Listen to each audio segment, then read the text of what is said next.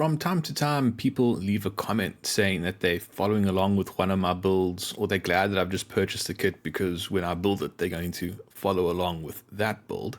That got me thinking if I should set up some kind of a space where people can show their progress on the build and share some of their tips and tricks and trials and tribulations. A space that can be more interactive than the comments section on YouTube. If you like this idea and would join such a community, let me know in the comments below. Now back to regular programming. Today is all about splinter shields. This is not a particularly interesting topic, but there are a lot of them and they can be a bit tricky. All of the splinter shields that I'll be constructing in this video are made from photo etch, and unfortunately not all of them have those convenient score lines on the back that make them much easier to shape. Almost all of the splinter shields that I'll be constructing in this video are for either 20mm Oerlikons or 40mm Bofors guns, although I think there is just 2 emplacements that are for gun directors. I'm simply going to start at the bow of the ship and work towards the stern of the ship, identifying the locations of all emplacements that need splinter shields. At the tip of the bow there are emplacements for 20mm Oerlikon guns.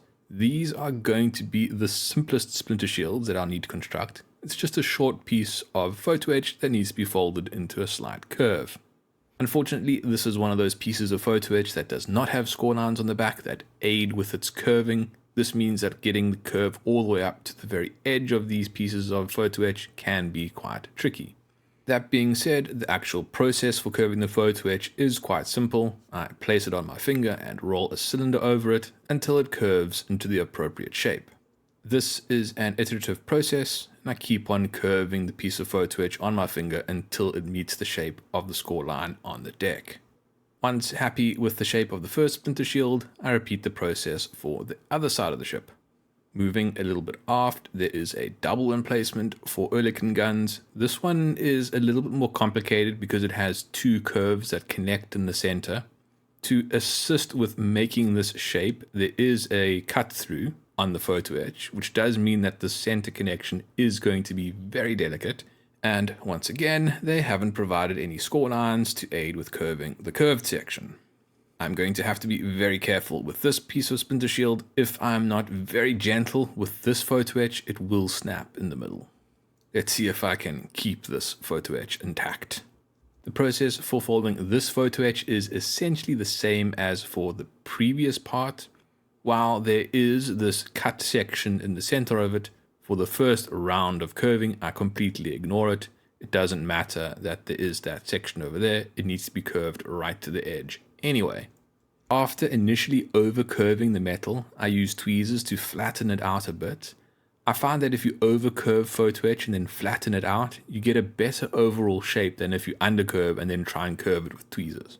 Although the ideal scenario is to impart the correct curve directly onto the photo etch with a cylinder, because of this connection point in the middle, I didn't feel that I could handle the metal that much to get it into a good shape. That's why I went for the overcurve and then tweezers to flatten it out option. Since the process worked reasonably well for the first splinter shield, I then just repeated it for the second splinter shield. Moving aft towards the emplacements opposite the B turret, this emplacement has a straight section with curved sections on either side. Once again, no score lines on the inside. That is particularly disappointing on this piece of splinter shield because there are curved sections and straight sections, and having that score line on the curved section would make it a lot easier to correctly identify the part of the splinter shield that needs to be curved and the part of the splinter shield that needs to be straight. Since it is completely absent, I'm going to have to estimate it. The folding process for the curved section of this splinter shield is exactly the same as for the first section. I start on a cylinder and work my way through sizes until I get it to a reasonably good fit on the deck. I do have to be careful to not make the curved section too long, because if I start curving the section that should be straight, then it is going to take quite a lot of effort to straighten it out again, and I don't want to have to go through that. To try and avoid that scenario, I just curve it a little bit, test the fit, curve it a little bit more, test the fit, until I get it into what I think is a reasonable position. You'll also notice that this photo etch has some detail on the outside face. There are these lines. That is where support struts need to be installed. but I'm not going to install those support struts for now. I'll come back and do that. For now, I just want to get all the photo etch curved and sitting in the correct position. A little bit aft and opposite the forward section of the superstructure, there are more emplacements that are very similar to what I've just constructed. These emplacements are a little bit longer, but other than that, they have the exact same shape as the ones slightly further forward of them. As such, the exact same process is used to fold them. Once again, moving aft, we come across the first section of Splinter shield that actually does have score lines on its interior. I have no idea why these pieces of photo etch are so special as to get score lines, but for whatever reason they do, and I'm grateful that they have them. This is a particularly small section of photo etch, and I think this is for a gun director, a Mark 51 gun director for the anti-aircraft guns. As a piece of photo etch with score lines, curving it is a lot easier. It tends to keep its shape a bit better, and getting that curve to run all the way up to the edge is a lot easier. There's really not all that much to say about this piece of photo etch. Just aft of these gun directors sits two Bofors tubs. This is the first of the Bofors tubs to be constructed. For this piece of photo etch, we've moved back to not having any score lines, but at least for this piece of photo etch, there aren't any straight sections. It's just a single gentle curve that creates a circle with an open back. As with the emplacements further forward that have the straight sections, this Splinter shield also has lines on its outside face where support struts will be attached. Once again, I'll not be installing those struts now. I'll do that after I have curved all of the Splinter shields. Since there's only one curve on this photo etch, it does make it a little bit easier to work with. I just need to make sure that I get the diameter correct. Further aft still, there is another tiny little emplacement. This is for a single Oerlikon gun. Once again, no ribs. And strangely, there are support struts on the exterior of this component. It seems to be rather over-engineered. But similar to the Bofors emplacement that I just curved, there are no straight sections, so the process is essentially the same, although I will say it's a little bit easier for a smaller diameter curve. The last of the Splinter shields to be folded go 2 levels up from the main deck at the aft of the superstructure. Once again, for some reason, we have found pieces of photo etch that have score lines on the back. I don't know why these ones are so special, but I'm glad that they have it, because it's just going to make folding it a little bit easier.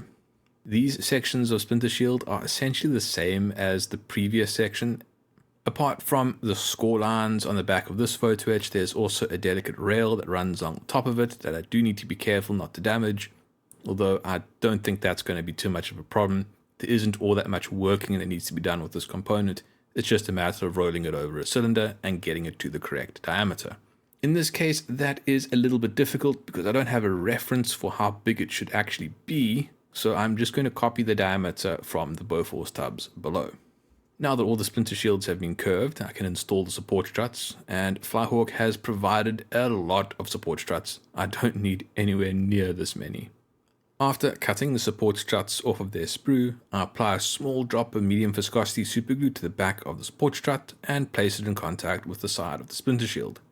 The medium viscosity superglue is only intended to temporarily hold the support strut in place. The bond will be reinforced with extra thin superglue. While tacking in place these support struts with medium viscosity superglue, I do have to be very careful. They are incredibly delicate. So I will put on as many as I can, and when I start knocking them off, I'll switch over to extra thin superglue and then bond them down properly. The process is essentially the same for all of these Splinter shields that have support struts. Some of them are bigger, making them easier to hold. I can kind of put them around my finger as a ring. The smaller ones are just a little bit more awkward because I can't hold them so easily, and they're too small to really clamp properly either, but it's not too bad. These are all fairly large components, so working with them is not all that difficult. After securely attaching all of the support struts, I can move on to the last of the components for these Splinter shields. That would be the ammunition holders for the Bofors guns. I am a little bit worried about this photo etch because it is not only very delicate, but it also has to perfectly fit within these circular Bofors tubs, which I've folded by hand and by eye. So what's the chance that it actually fits perfectly and I've made a perfect curve? Well, that's going to be 0, but the question is, am I close enough? Now I get to find out. Assembly and installation for these pieces of photo etch is theoretically quite simple. It's just a matter of cutting them off of their fret and then folding up these tabs, which cause them to sit at a constant height above the deck level. The reason why it's only theoretically easy is because, as I just said, it only works if it fits perfectly within the interior of the splinter shield. Well, here we go. The first splinter shield over the rail, and it's close. I'm quite surprised. I think it's close enough. Let me try and glue it in place. I'm going to use extra thin super glue and try and tack it in place from the side. Unfortunately, that failed, and I've just managed to glue the splinter shield to the card. That's why I was working on cards, so that I could pick it up and remove it if I needed to. I didn't want it glued to the cutting mat. Okay, so attempt 2. I'll clamp the tab with tweezers, pick it up, and then apply glue to the bottom of the tab, and then reinforce with more super glue once I can remove the tweezers. That worked better, so now it's just a matter of repeating the process on the other tabs, and it is attached and looks pretty good. So I will move on to the next one. The fit is good. I'm able to hold it in a reasonable position and glue it in place.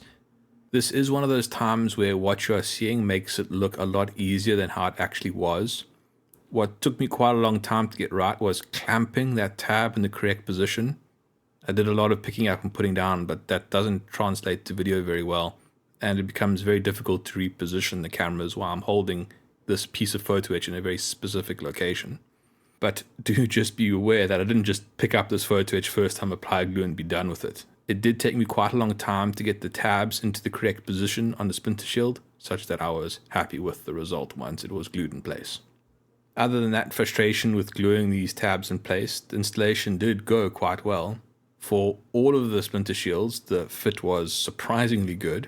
Since the technique of holding the tabs in place with tweezers and then bonding it from beneath with extra thin super glue did work quite well, I repeated this process for all of the Bofors tubs, and I think quite successfully got all the rails glued in place.